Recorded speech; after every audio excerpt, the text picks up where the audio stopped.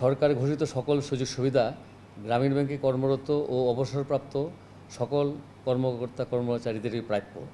কিন্তু গ্রামীণ ব্যাংক কর্তৃপক্ষ দীর্ঘদিন যাবৎ এই প্রতিষ্ঠানের অবসরপ্রাপ্ত কর্মকর্তা কর্মচারীদের প্রাপ্য পূর্ণ পেনশন ও বিভিন্ন ভাতা প্রদান থেকে বঞ্চিত রেখেছে।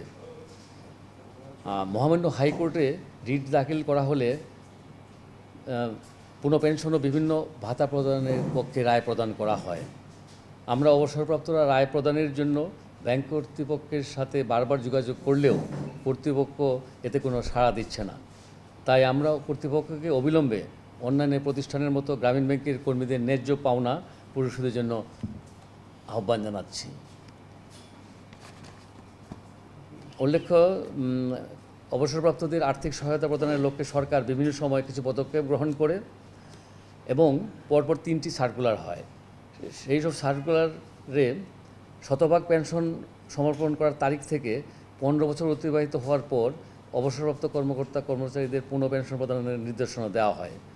এই নির্দেশনা অন্যান্য প্রতিষ্ঠান বাস্তবায়ন করলেও গ্রামীণ ব্যাংক কর্তৃপক্ষ এই সব সুযোগ সুবিধা প্রদানে অস্বীকৃতি জানিয়ে যাচ্ছে। তো প্রিয় ভাই বোনেরা, হাজার হাজার কর্মী নিরলস পরিশ্রম ও মেধার ফসল আজকের এই গ্রামীণ ব্যাংক। বিশেষ করে গ্রামীণ ব্যাংকের সৃষ্টি লগ্ন থেকে যারা বেশি নিবেদিত তারাই হয়েছেন বেশি বঞ্চনার শিকার। 1994 সালে স্বেচ্ছা অবসর নামে একটি সার্কুলার জারি করলে কিছু সংখ্যক কর্মকর্তা কর্মচারী স্বেচ্ছায় অবসরে গেলেও অধিকাংশ কর্মকর্তা কর্মচারীকে সুকৌশলে অবসরে যেতে বাধ্য করা হয়। এতে সর্বমোট প্রায় 14,000 কর্মকর্তা কর্মচারী গ্রামীণ ব্যাংক ত্যাগ করতে বাধ্য হন। এর ফলে সবাইকে মানবেতর জীবনযাপন করতে হচ্ছে।